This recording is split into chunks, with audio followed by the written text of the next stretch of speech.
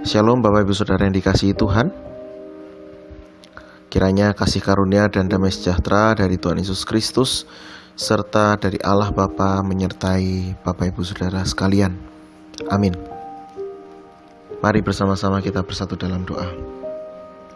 Ya Tuhan, kami bersyukur oleh karena kekuatan, kesehatan yang Tuhan berikan kepada kami. Kami bersyukur Engkau senantiasa menopang kami dalam setiap pergumulan yang kami rasakan. Saat ini ya Tuhan, kami akan membaca sedikit dari firman-Mu. Oleh karena itu tolong kami, sehingga firman-Mu dapat kami ingat dan dapat kami renungkan serta dapat kami lakukan dalam hidup sehari-hari. Terima kasih ya Tuhan, dalam nama Yesus Kristus kami berdoa. Amin. Ibu bapak saudari-saudara yang dikasihi Tuhan, bacaan kita diambil dari kitab Yehezkiel pasal 16 ayat 5 dilanjutkan ayat 9 sampai 11. Yehezkiel pasal 16 ayat 5 dilanjutkan ayat 9 sampai 11. Yang demikian: tidak seorang pun merasa sayang kepadamu sehingga diperbuatnya hal-hal itu kepadamu dari rasa belas kasihan. Malahan engkau dibuang ke ladang, oleh karena orang pandang enteng kepadamu pada hari lahirmu. Aku membasuh engkau dengan air untuk membersihkan darahmu daripadamu, dan aku mengurapi engkau dengan minyak. Aku mengenakan pakaian berwarna-warna kepadamu, dan memberikan engkau sandal-sandal dari kulit lumba-lumba, dan tutup kepala dari lenan haus, dan selendang dari sutera. Dan aku menghiasi engkau dengan perhiasan-perhiasan, dan mengenakan gelang pada tanganmu dan kalung pada lehermu. Judul perenungan kita adalah Hanya oleh belas kasih Allah. Bacaan kita adalah sebuah perumpamaan tentang asal-usul Yerusalem.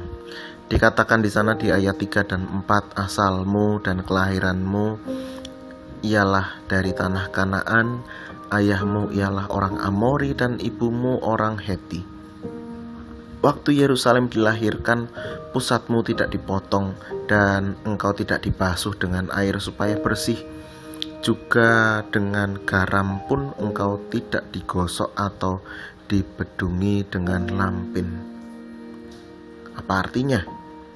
Artinya keadaan Yerusalem ketika lahir sangat tidak beruntung. Ia tidak diperlakukan seperti bayi-bayi lainnya, ia malah tidak dipedulikan. Yerusalem keadaannya sangat payah, dibuang serta diremehkan. Namun Allah mengangkat Yerusalem. Yerusalem dibersihkan, dibasuh, diurapi dengan minyak, diberikan pakaian yang terbaik, bahkan diberikan perhiasan, dan mengangkat Yerusalem menjadi milik Allah. Setelah itu Yerusalem yang semula tidak masyhur, tidak terkenal, dipandang enteng, kemudian menjadi masyhur, dipuji-puji oleh banyak bangsa.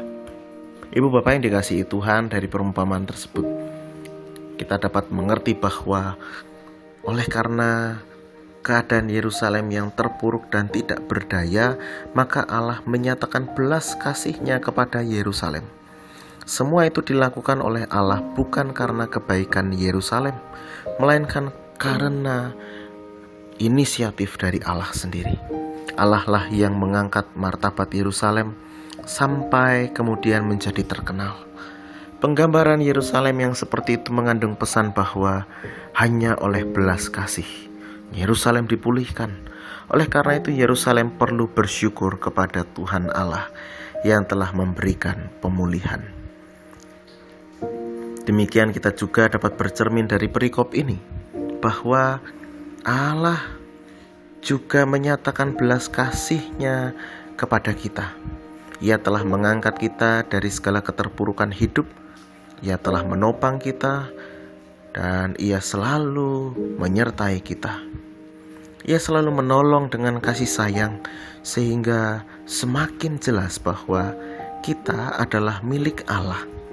Oleh karena itu kita perlu bersyukur kepada Allah atas segala kebaikan yang kita rasakan setiap hari. Kita juga perlu percaya bahwa kita adalah milik Tuhan, sehingga tidak akan ditinggalkan oleh Tuhan sampai kapanpun. Belas kasih Allah yang kita rasakan setiap hari adalah bentuk atau wujud kasih Allah kepada kita. Seperti tertulis di Efesus 2 ayat 8-9. Sebab karena kasih karunia kamu diselamatkan oleh iman. Itu bukan hasil usahamu, tetapi pemberian Allah. Itu bukan hasil pekerjaanmu. Jangan ada yang memegahkan diri. Jangan ada orang yang memegahkan diri. Mari Bapak Ibu Saudara, kita menjalani hidup dengan selalu bersyukur, sebab belas kasih Allah senantiasa kita rasakan dalam hidup sehari-hari. Tuhan Yesus memberkati. Amin. Mari kita bersatu dalam doa. Ya Tuhan, melalui bacaan di hari ini, kami diingatkan kembali bahwa kami hanya hidup oleh karena belas kasih Tuhan. Dan hanya oleh belas kasih Tuhan kami dipulihkan. Hanya oleh belas kasih Tuhan kami ditopang, disertai senantiasa, dicukupkan senantiasa setiap hari. Oleh karena itu ya Tuhan, mampukan kami untuk dapat terus bersyukur kepada Engkau dan memandang segala sesuatu yang Tuhan berikan kepada kami bukan karena kebaikan kami, tetapi karena belas kasih Allah yang Engkau nyatakan kepada kami.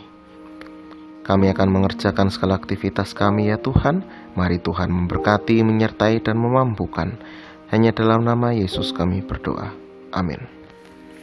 Kiranya kasih karunia dan damai sejahtera dari Allah Bapa kita, dari Tuhan Yesus Kristus, serta persekutuan dengan Roh Kudus menyertai Bapak Ibu Saudara sekalian.